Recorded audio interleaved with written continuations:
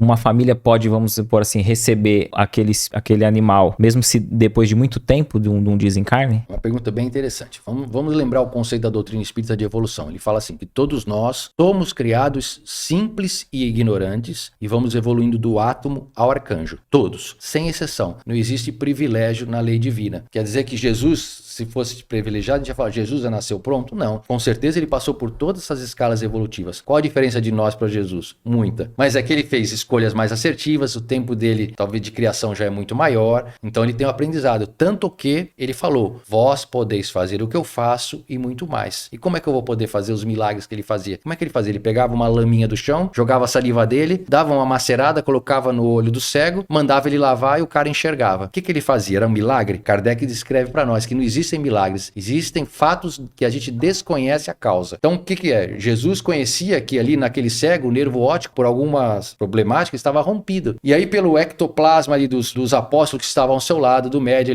ele sabia como fazer a manipulação desses fluidos, e aí ele usava o barro, ali a saliva dele, que alguma energia também tinha, algum fluido tinha, e ele conseguia fazer a reconstituição do nervo óptico, e aquele cego enxergava. Então a gente vai chegar no momento que a gente vai ter esse entendimento também, e a gente vai ver que não é milagre. A gente vai seguir adiante disso daí. Mas pros animais ali nessa parte espiritual, quando eles vão reencarnar, para voltar pro lar, como é que funciona? O animalzinho desencarnou, e aí a pessoa pergunta, ele pode voltar para dentro da minha casa? Como é que eu faço? Ele vai voltar em outra espécie? Então é dito dentro da doutrina espírita que tudo vai evoluindo gradativamente para o seu aprendizado. Então esse princípio inteligente, ele vai adentrar no reino mineral, ele vai ter inúmeras vivências no reino mineral. Esse princípio inteligente, depois de bilhões de anos, vai adentrar no reino vegetal, bilhões de experiências em diversos vegetais diferentes. Depois ele vai entrar no reino animal, diversas espécies, raças, e vai criando a sua evolução, vai se capacitando, vai se fortalecendo. Então a evolução, ela não dá saltos, ela é bem gradativa e bem lenta. E em cada reino ela vai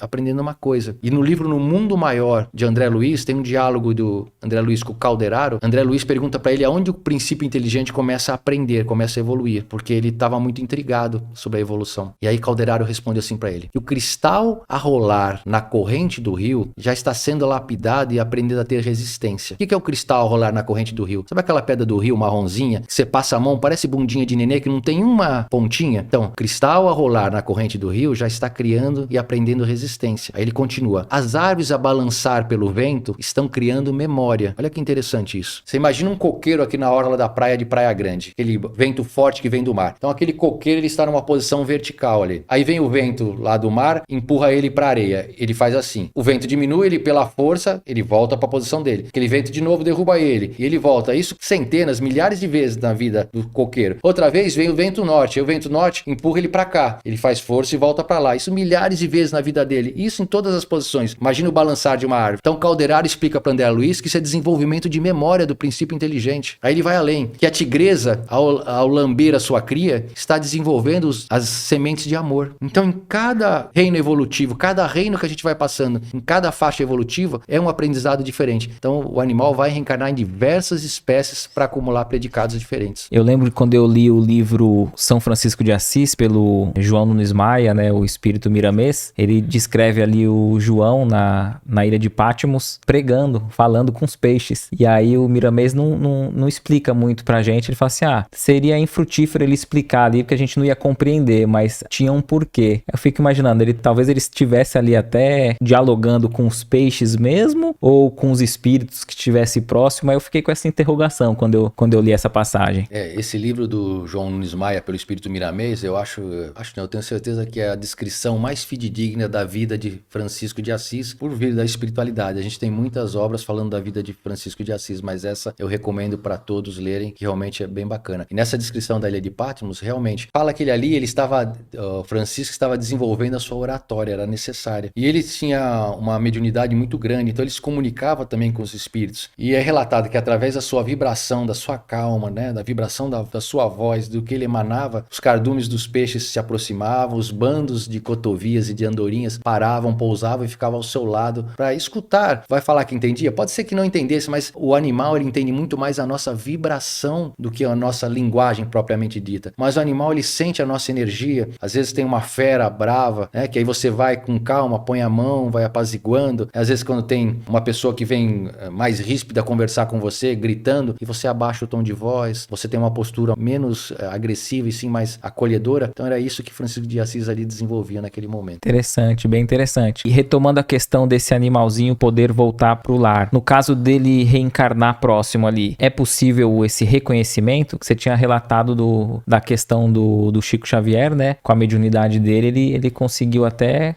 compreender ali e ver o espírito, né? Tem uma outra passagem que acho que fala desse próprio animalzinho reencarnado, né? Num outro cachorro que Emmanuel diz pra ele, né? Acho que é isso, andando na rua, exatamente. O Chico estava andando, indo pro trabalho e um cachorrinho, um filhotinho, anda atrás dele. Ele havia perdido sua cadelinha há pouco tempo, a boneca. E Emmanuel fala para ele prestar atenção, fala: Chico, olha, a boneca que está voltando para você. Então, é um desses relatos. Mas essa pergunta assim, se o animal reencarna e pode voltar pro seu lar, e como faz, né? Quando a gente fala pra pessoa que pode, como é que eu faço? Então, eu vou de loja em loja, eu vou de abrigo em abrigo, em ONG em ONG, ficar procurando meu animal? Não. E como reconhecer também, né? A pessoa, como é que eu vou reconhecer meu cachorrinho? É assim, dentro da doutrina espírita, a gente tem dois tipos de laços de parentesco. Nós temos o parentesco corporal, que são os laços sanguíneos, e o parentesco espiritual. O laço corporal, o laço sanguíneo, então são os laços que a gente faz. Então, marido, mulher, casa, então vai ter filhos, irmãos, pai e mãe, né? Esses parentes próximos de laços sanguíneos geralmente são os espíritos que são colocados mais próximos de nós, porque a gente sabe que a espiritualidade é sábia e coloca ao nosso lado aqueles espíritos que a gente precisa se acertar, que a gente precisa se afinar. Daí a gente vê tantos conflitos dentro da família. Não acho que é só na sua família que tem problema ou tem conflitos, na família de todos. Por quê? Porque geralmente ou o irmão, ou o pai, ou o cunhado, ou o tio, ou a própria esposa, o marido, são espíritos que a gente vem se relacionando há muitas encarnações e a gente precisa acertar algumas coisas que ainda não estão meio nebulosas. Então daí o atrito e aí a oportunidade de a gente aproveitar bem isso, mesmo por mais dificultoso que seja. Só que assim, a gente desencarna. Se eu não tiver mais afinidade com aquele espírito que eu reencarnei junto, por mais próximo que eu tenha sido, por exemplo, o irmão, se foi só um período que a espiritualidade estipulou pra gente ficar junto, pra gente quitar aqueles débitos, chegou no plano espiritual, cada um bate nas costas do outro, obrigado, agradeço, você tá perdoado, eu tô perdoado, vamos seguir a nossa vida. Agora existem os laços do parentesco espiritual. Você tá andando na rua, se você nunca me viu, eu nunca te vi. A gente se encontra numa calçada, numa fila de banco, começa a conversar, sei lá, sobre o vento que tá gelado, e a gente começa a sentir uma afinidade muito grande, não sei porquê, eu falo, eu gostei daquele cara bacana, papo legal, me senti bem com ele, eu chego em casa,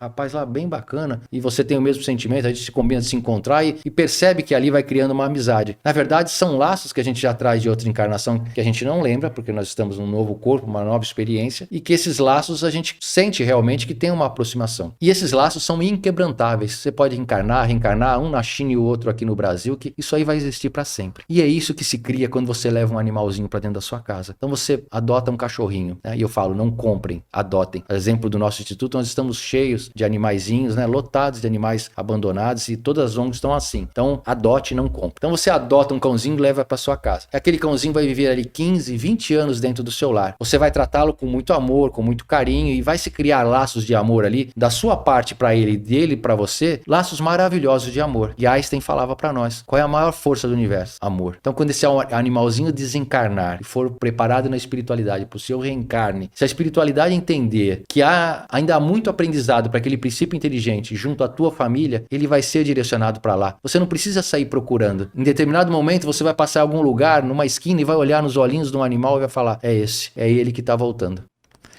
O que você achou desse corte? Coloca aqui nos comentários a sua opinião sobre esse tema. Para ver o episódio completo, é só pesquisar Recomeçar Podcast Espírita.